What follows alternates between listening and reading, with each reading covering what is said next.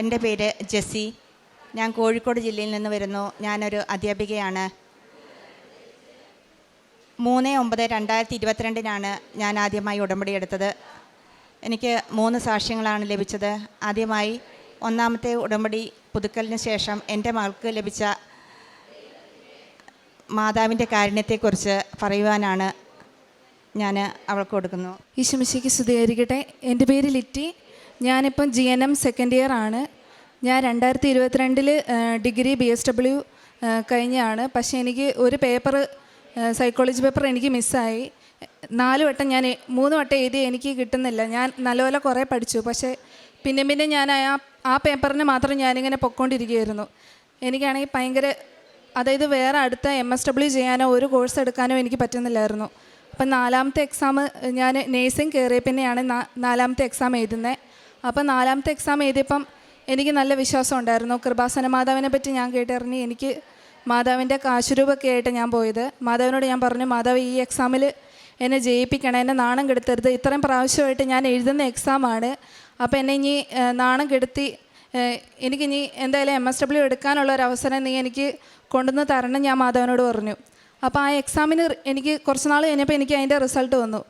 അപ്പോൾ ആദ്യം കോളേജിൽ നിന്നൊക്കെ എനിക്ക് കുറേ നാണക്കേട്, ടീച്ചേഴ്സൊക്കെ എന്നെ കുറേ കളിയാക്കുമായിരുന്നു. ഈ പേപ്പർ പോയത് കാരണം ഇനി കിട്ടുന്നില്ല, അങ്ങനെ ഇങ്ങനെ എന്നൊക്കെ പറഞ്ഞ് കളിയാക്കുമായിരുന്നു. അപ്പം ഞാൻ മാതാവിനോട് പറഞ്ഞു, മാതാവേ, ഈ ഒരു പേപ്പർ കാരണം ഞാൻ ഇനി നാണം കെടാൻ പാടില്ല. 4ാമത്തെ വട്ടമാണ് ഞാൻ എഴുതാൻ പോകുന്നത്.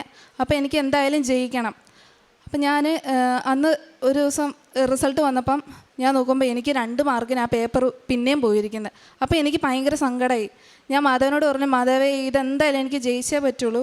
അപ്പോൾ കാലിക്കറ്റ് യൂണിവേഴ്സിറ്റി 2 മാർക്കിന് പിന്നെ ചിലപ്പം റിവാലുവേഷൻ കിട്ടി മാർക്ക് കിട്ടുമെന്നുള്ള, ജയിക്കുന്നുള്ളൊരു പ്രതീക്ഷ എനിക്കുണ്ടായിരുന്നു. അപ്പോൾ ഞാൻ തിരിച്ചു പോകുന്ന വഴിക്ക് ട്രെയിനിൽ നിന്ന് ഞാൻ മാതാവിനോട് പറഞ്ഞു, മാതാവ് എന്നെ ജയിപ്പിക്കണം, ഒരു മാറ്റവും എനിക്ക് വരരുത്, എനിക്ക് എന്തായാലും ജയിച്ച് എനിക്ക് എന്തായാലും ഈ സർട്ടിഫിക്കറ്റ് എനിക്ക് കിട്ടണം, ഞാൻ മാതാവിനോട് പറഞ്ഞു. അന്ന് ഞാൻ ചെന്ന് പിറ്റേന്ന് യൂണിവേഴ്സിറ്റിയിലേക്ക് പോകാൻ വേണ്ടിയിട്ടിരിക്കുകയായിരുന്നു, ഞാനും എൻ്റെ വേറൊരു ഫ്രണ്ടും കൂടി. അന്ന് രാത്രി ആയപ്പോഴേക്കും ഒരു നോട്ടിഫിക്കേഷൻ വന്ന് ഈ BSW പേപ്പർ ഫുള്ള് ക്ലിയർ ആയിട്ട്, ആ സൈക്കോളജി പേപ്പറിൽ ക്ലിയർ ആയിട്ടെന്നുള്ളൊരിത് കിട്ടി. അപ്പോൾ എനിക്ക് എന്താ പറയുക, എന്തായാലും മാതാവിൻ്റെ ഒരു കൃപ കൊണ്ട് മാത്രം എനിക്ക് ആ പേപ്പർ കിട്ടി. ഇത്ര നാളായിട്ട് എനിക്ക് കിട്ടാതിരുന്ന ആ പേപ്പർ മാതാവിൻ്റെ ആ ഒരൊറ്റ ഇതിൽ മാത്രമേ എനിക്ക് കിട്ടിയത്. മാതാവിൻ്റെ കാരുണ്യത്തിന് ഒത്തിരി നന്ദി പറയുന്നു. അതുപോലെ തന്നെ എനിക്ക് PG പരീക്ഷയ്ക്ക് എനിക്ക് കോയമ്പത്തൂർ പോകേണ്ടതുണ്ടായിരുന്നു. ആ സമയത്ത് എനിക്ക് വളരെ ഭയമായിരുന്നു ഉണ്ടായിരുന്നത്. അപ്പോൾ ഞാൻ മാതാവിനോട് പ്രത്യേകമായി പ്രാർത്ഥിക്കുകയും ഉടമ്പടി സാക്ഷ്യങ്ങൾ കാണുകയും അച്ഛൻ്റെ ധ്യാനം കൂടുകയും യൂട്യൂബിൽ ധ്യാനം കൂടുകയൊക്കെ ചെയ്തു. കൂടാതെ പരീക്ഷാ സമയത്ത് ഉടമ്പടി വസ്തുക്കളും നേർച്ച വസ്തുക്കളും തൈലവും എല്ലാം ഉപയോഗിച്ചിട്ടാണ് ഞാൻ പരീക്ഷ എഴുതിയത്. അതുകൊണ്ട് എനിക്ക് പരീക്ഷ നന്നായിട്ട് ഒരു ഭയവും കൂടാതെ എഴുതാനായിട്ട് സാധിച്ചു. എനിക്ക് 3 മണിക്കൂർ തന്നെ കൃത്യമായിട്ട് ഇരിക്കാൻ തന്നെയുള്ള ശേഷി ഉണ്ടായിരുന്നില്ല, കാരണം എനിക്ക് ഭയങ്കര നടുവേദനയായിരുന്നു. എങ്കിലും ഞാൻ ഈ ഉടമ്പടി വസ്തുക്കളൊക്കെ ഉപയോഗിച്ച് പോയതുകൊണ്ട് എനിക്ക് യാതൊരു പ്രയാസവും കൂടാതെ പരീക്ഷ എഴുതാനും ഫസ്റ്റ് ചാൻസിൽ തന്നെ പാസ്സാവാനും സാധിച്ചു. മാതാവിൻ്റെ കാരുണ്യത്തിന് ഒത്തിരി നന്ദി. കൂടാതെ ഇനി അടുത്തത് എനിക്ക് ഈ അഖണ്ഡ ജപമാല റാലിയിൽ എനിക്ക് കിട്ടിയ ഒരു അനുഗ്രഹത്തെക്കുറിച്ച് പറയാനാണ്. ആ റാലിയോടനുബന്ധിച്ച സമയത്ത് തന്നെ എനിക്ക് വളരെയധികം നടുവേദന ഉണ്ടായിരുന്നു. ഞാൻ വർഷങ്ങളായിട്ട് 6 വർഷമായിട്ട് നടുവേദനയ്ക്ക് ഒത്തിരി ട്രീറ്റ്മെൻറ്റ് ചെയ്തതായിരുന്നു.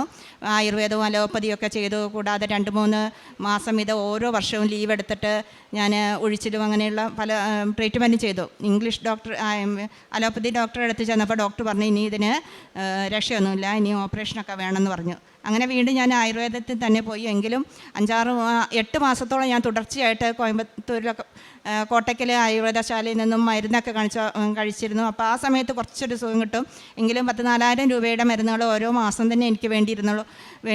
അപ്പോൾ സെപ്റ്റംബർ ആയപ്പോഴേക്കും ഞാൻ മടുത്തു. ഇത് കഴിച്ച് മടുത്തു. എന്നും രാവിലെയും വൈകുന്നേരം വന്നു കഴിഞ്ഞാലും ഈ മരുന്ന് കഴിക്കാതെ എനിക്ക് വേറെ ഭക്ഷണമൊന്നും കഴിക്കാൻ പറ്റില്ല. കഷായം കുടിച്ച് മടുത്തു. അപ്പോൾ ഞാൻ പറഞ്ഞു, മാതാവേ, എനിക്കിത് മാറ്റിത്തരണം, എനിക്കിത് ഇനി ഞാൻ കഴിക്കില്ല, അങ്ങയുടെ കാരണം കൊണ്ട് എനിക്കിത് തീർച്ചയായും മാറ്റിത്തരണം എന്ന് പറയുകയും ചെയ്തു. ഉടമ്പടി റാലിയുടെ അഖണ്ഡ ജപമാല റാലിക്ക് ഞാൻ പോകണമെന്ന് ആഗ്രഹിച്ചു. പക്ഷേ എനിക്കൊരു നിവൃത്തി ഉണ്ടായിരുന്നില്ല, കാരണം ഭയങ്കര നടുവേദന. ഒരു 5 മിനിറ്റ് പോലും എനിക്ക് തുടർച്ചയായിട്ട് നടക്കാൻ പറ്റില്ല. ആ സമയത്ത് കാലിൻ്റെ ഒരു വശത്തുനിന്ന് ഭയങ്കര ശക്തിയായ വേദനയായിരുന്നു. പക്ഷേ എൻ്റെ ഒരു കൂട്ടുകാരി ഉണ്ടായിരുന്നു, അവൾക്കും അതുപോലെ തല കറങ്ങുന്നൊരു BP കുറവായിരുന്നു. അപ്പോൾ ഞങ്ങൾ രണ്ടുപേരും കൂടി ആണ് പോരാനായിട്ട് ഉദ്ദേശിച്ചത്. ഏതായാലും മാതാവിൻ്റെ കാരുണ്യം കൊണ്ട് ഞങ്ങൾ വരികയും ഞങ്ങൾക്ക് യാതൊരു ബുദ്ധിമുട്ടും ഉണ്ടായിരുന്നില്ല. റാലിക്ക് ഉടനീളം മാതാവ് ഞങ്ങളെ സംരക്ഷിച്ചിരുന്നു. അതുപോലെ തന്നെ ഒരു സുഗന്ധാഭിഷേകവും ഞങ്ങൾക്ക് ലഭിക്കുകയുണ്ടായി. ആ റാലി കഴിഞ്ഞ ശേഷം, ഞങ്ങൾ വീട്ടിൽ ചെന്ന ശേഷം എനിക്ക് പിന്നീട് ഒരു പ്രയാസവും ഉണ്ടായിരുന്നില്ല. നടക്കുവാനൊന്നും അരമണിക്കൂർ നേരം വേണം എനിക്ക് ദേവാലയത്തിൽ നടന്നു പോകണമെങ്കിൽ. അങ്ങനെ ദേവാലയത്തിലേക്ക് നടന്നു പോകാൻ തന്നെ എനിക്ക് സാധിച്ചു. 1-2 ദിവസം നടന്നുപോയി. ആ മാതാവിൻ്റെ പ്രത്യേക കാരുണ്യം കൊണ്ട് മാത്രമാണ് എനിക്ക് ലഭിച്ച. ദൈവനാമത്തിന് മഹത്വം ഉണ്ടാകട്ടെ. അതുപോലെ തന്നെ ഞാൻ ദേവാലയത്തിൽ ഇങ്ങനെ നടന്നു പോകുന്ന സമയത്ത് എനിക്കൊരു വിഷമമുണ്ടായിരുന്നു. എല്ലാവരും വണ്ടിയിലൊക്കെ പോകുന്നു, എൻ്റെ ഹസ്ബൻഡ് മാത്രം എന്നെ കൊണ്ടുപോകുന്നില്ല. പുള്ളി ചിലപ്പം നടക്കാനായിട്ട് ആരോഗ്യ കാര്യം കൊണ്ട് നടക്കാനായിട്ട് പോകും, ഞാൻ പള്ളിയിലോട്ട് നടന്നു പോകും. അപ്പം ഞാൻ പറയും എൻ്റെ കൂടെ വരാൻ പറഞ്ഞാലും പുള്ളി ശ്രദ്ധിക്കുകയില്ല. അപ്പം ഞാൻ മാതാവിനോട് ഇങ്ങനെ പ്രാർത്ഥിച്ചു, മാതാവേ എനിക്ക് എന്നെ കൊണ്ടുപോകാനായിട്ട് പുള്ളിക്ക് തോന്നിക്കണേ, പള്ളിയിൽ കൊണ്ടുപോകാനായിട്ട് അനുഗ്രഹിക്കണേ എന്ന് പ്രാർത്ഥിച്ചു. ഏതായാലും പിറ്റേ ദിവസം ഉണ്ട് പുള്ളി ഞാനും വരുന്നുണ്ടെന്ന് പറഞ്ഞ് ഇപ്പോൾ എല്ലാ ദിവസവും പള്ളിയിലേക്ക് എന്നെ കൊണ്ടുപോകുന്നുണ്ട്. ദൈവനാമത്തിന് മഹത്വം ഉണ്ടാകട്ടെ. അതുപോലെ തന്നെ കുടുംബ പ്രാർത്ഥനയിൽ ഞങ്ങൾക്ക് വളരെയധികം മെച്ചമുണ്ടായി. ഞാൻ യാത്രയൊക്കെ കഴിഞ്ഞ് ചിലപ്പോൾ ക്ഷീണമൊക്കെ തോന്നുമ്പോൾ ചിലപ്പം കുടുംബ പ്രാർത്ഥന പൂർത്തിയാക്കാൻ ചൊല്ലും, എന്നാലും മുഴുവനും ചെല്ലാറുണ്ടല്ലോ, കൊന്ത മുഴുവനും ലുത്തിനിയും എല്ലാം ചൊല്ലാറുണ്ടല്ലോ, അതൊന്നും ചെല്ലാൻ ചിലപ്പോൾ മടി കാണിച്ചിരുന്നു. പക്ഷേ ഈ ഉടമ്പടി എടുത്തതിന് ശേഷം അതെല്ലാം കൃത്യമായിട്ട് ചെല്ലാനായിട്ട് ഇടയായി. കൂടാതെ സ്കൂളിൽ ഞാനൊരു അധ്യാപിക ആയതുകൊണ്ട് സ്കൂളിലെ കുട്ടികളോടും കൂടുതൽ കാരുണ്യ രീതിയിൽ അവരോടും പെരുമാറാനായിട്ട് സാധിച്ചു. തീരെ അറിയാത്തവരെ കൂടുതൽ നന്നായിട്ട് ശ്രദ്ധിക്കാനും അവരുടെ കാര്യങ്ങൾ ശ്രദ്ധ പതിപ്പിക്കാനും. അതുപോലെ തന്നെ എനിക്ക് നടുവേദന ആയതുകൊണ്ട് എനിക്ക് പോകാൻ പറ്റാത്ത സന്ദർഭത്തിൽ ഞാൻ വീടുകളിലൊന്നും സന്ദർശിക്കാൻ പറ്റിയിരുന്നില്ല. പക്ഷേ ഇതെൻ്റെ ഈ മാതാവ് ഈ മാറ്റി തന്നുകൊണ്ട് എനിക്ക് എൻ്റെ മുഴുവൻ കുട്ടികളുടെയും, ഒരു കുട്ടി ഒഴിച്ച് ബാക്കി എല്ലാ കുട്ടികളുടെയും വീടുകൾ സന്ദർശിക്കാനും അവരുടെ കാര്യങ്ങൾ മനസ്സിലാക്കാനും സാധിച്ചു. അപ്പം കൂടാതെ കാരുണ്യ പ്രവർത്തികൾ ഞങ്ങൾ പ്രേക്ഷിത പ്രവർത്തനം നടത്തിയിട്ടുണ്ട്. ഇവിടുന്ന് കിട്ടിയ പത്രം ഞാൻ വിശ്വാസ പ്രമാണം ചൊല്ലി പ്രാർത്ഥിച്ച് തൈലം തൂത്ത് പ്രാർത്ഥിക്കുക, ഓരോന്നിനെ കുറിച്ച് വരച്ച് പ്രാർത്ഥിക്കുമായിരുന്നു. ഓരോ വീടുകളിലും അത് കൊണ്ടുപോയി കൊടുക്കുമായിരുന്നു. കൂടാതെ കാരുണ്യ പ്രവർത്തികൾ ഞാൻ ചെയ്തിരുന്നത് വൃദ്ധസദനങ്ങൾ സന്ദർശിക്കുക, അതുപോലെ സ്പെഷ്യൽ സ്കൂളുണ്ടായിരുന്നു, അവിടെ പോയി സന്ദർശിക്കുക, വൃദ്ധ ജനങ്ങൾക്ക് വേണ്ട സഹായം ചെയ്തു കൊടുക്കുക, അവർക്ക് വേണ്ട സാമ്പത്തിക സഹായം എന്നെ കൊണ്ട് കഴിയുന്ന വിധത്തിൽ ഞാൻ ചെയ്തു കൊടുക്കുമായിരുന്നു. എൻ്റെ സ്വഭാവത്തിലും എനിക്ക് പെട്ടെന്ന് ദേഷ്യമൊക്കെ പിടിക്കുമായിരുന്നു. പക്ഷേ അതൊക്കെ കുറേയൊക്കെ കുറയ്ക്കുവാനായിട്ട് സാധിച്ചു. പിന്നെ എപ്പോഴും തന്നെ എനിക്ക് ബൈബിൾ, ഞാൻ ലൈബ്രറി പുസ്തകങ്ങളൊക്കെ ധാരാളമായിട്ട് വായിക്കുന്ന ഒരു വ്യക്തിയായിരുന്നു. രാത്രിയൊക്കെ ഒത്തിരി ബൈബിൾ ലൈബ്രറി നോവലും കഥകളും അതൊക്കെ ഇഷ്ടമാതിരി വായിക്കാനായിരുന്നു എനിക്കിഷ്ടം. പക്ഷേ ഈ ഉടമ്പടി എടുത്തതിന് ശേഷം എനിക്ക് അങ്ങനെയുള്ള താല്പര്യങ്ങളൊക്കെ വളരെ കുറഞ്ഞുപോയി. ഞാൻ ബൈബിളാണ് ഇപ്പോഴെപ്പോഴും വായിക്കാനായിട്ട്, അതിലെ കാര്യങ്ങൾ മനസ്സിലാക്കാനും ബൈബിൾ വായിക്കാനാണ് ഇഷ്ടപ്പെടുന്നത്. ഇനിയും അങ്ങനെ തന്നെ തുടർന്നു പോകാനായിട്ട് താല്പര്യപ്പെടുന്നു. അതുപോലെ തന്നെ എനിക്ക് യാത്ര 2 മണിക്കൂർ നേരം അങ്ങോട്ടേക്ക് ഇങ്ങോട്ടേക്ക് 2 മണിക്കൂർ 4 മണിക്കൂറോളം മൊത്തം യാത്രയുണ്ട്. അപ്പോൾ ഞാൻ ആ സമയങ്ങൾ മുഴുവനും യൂട്യൂബിലെ അച്ഛൻ്റെ ഉടമ്പടി ധ്യാനങ്ങളും സാക്ഷ്യങ്ങളും മാത്രമാണ് കേൾക്കാറുള്ളത്. അങ്ങനെ എൻ്റെ ആത്മീയ ജീവിതത്തിലും വളരെയധികം മാറ്റങ്ങൾ വരുത്തുവാനായിട്ട് ഈ ജീവിതത്തിലൂടെ എനിക്ക് സാധിച്ചു. അമ്മ നൽകിയ ഈ അനുഗ്രഹത്തിന് പ്രത്യേകമായി നന്ദി പറയുന്ന അമ്മയുടെ പ്രത്യക്ഷീകരണത്തിൻ്റെ സാക്ഷിയാക്കി മാറ്റിയതിന് അമ്മയ്ക്ക് ഞാൻ നന്ദി പറഞ്ഞുകൊള്ളുന്നു. 34-ാം സങ്കീർത്തനം 8-ാം തിരുവചനത്തിൽ കർത്താവ് എത്ര നല്ലവനെന്ന് രുചിച്ചറിയുവിൻ, അവിടുത്തെ ആശ്രയിക്കുന്നവൻ ഭാഗ്യവാൻ. ഇന്ന് ഉടമ്പടിയിലൂടെ ദൈവസ്നേഹം രുചിച്ചറിഞ്ഞ് അത് തങ്ങളുടെ ജീവിതത്തിൽ എത്രമാത്രമാണ് ദൈവസ്നേഹം കൊണ്ട് നിറഞ്ഞ് ഓരോ മാറ്റങ്ങൾ വ്യക്തി ജീവിതത്തിലും അതുപോലെ കുടുംബത്തിൻ്റെ അവസ്ഥകളിൽ ഇങ്ങനെയൊക്കെ ഓരോ മാറ്റങ്ങൾ വന്ന് ഇന്ന് ദൈവത്തെ മഹത്വപ്പെടുത്തുന്നവരുടെ എണ്ണം അത് ഉയർന്നുകൊണ്ടിരിക്കുകയാണ്. കൃപാസന ഉടമ്പടിയിലൂടെ ദൈവത്തിനാണ് നാം വാക്ക് കൊടുക്കുക. അമ്മയാണ് നമ്മുടെ മധ്യസ്ഥ. അമ്മയെ മീഡിയേറ്ററാക്കിക്കൊണ്ട് നാം ചെയ്യുന്ന ദൈവത്തോട് കൊടുക്കുന്ന വാക്ക്, അത് അമ്മയുടെ മധ്യസ്ഥതയിൽ എങ്ങനെയാണ് നമുക്കതൊക്കെ കൂടുതൽ കൃപയായി നമ്മുടെ ജീവിതത്തിലേക്ക് തന്നെ മാറുന്നത്. തൻ്റെ മകളുടെ പരീക്ഷാ വിജയം അത് 3 പ്രാവശ്യം അറ്റൻഡ് ചെയ്തു.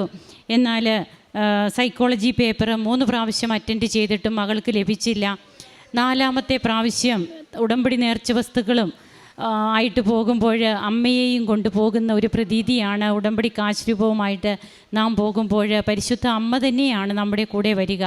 അങ്ങനെ ഇന്ന് തൻ്റെ മകൾക്ക് പരീക്ഷ പാസ്സാകാനായിട്ട് സാധിച്ചതിൻ്റെ ആ ഒരു ദൈവാനുഭവവും അതുപോലെ തൻ്റെ PG പേപ്പറ്, പിന്നീട് തനിക്ക് കിട്ടിയ രോഗസൗഖ്യങ്ങൾ, ഇങ്ങനെയെല്ലാമായിട്ട് ഇവിടെ പങ്കുവയ്ക്കുമ്പോൾ എങ്ങനെയാണ് കർത്താവിനെ രുചിച്ചറിയുന്ന വ്യക്തിയായിട്ട് ഇന്ന് താനും തൻ്റെ കുടുംബവും മാറിയത് എന്നുള്ളതാണ് ഇവിടെ ജെസ്സി എന്ന ഈ മകൾ പങ്കുവയ്ക്കുക.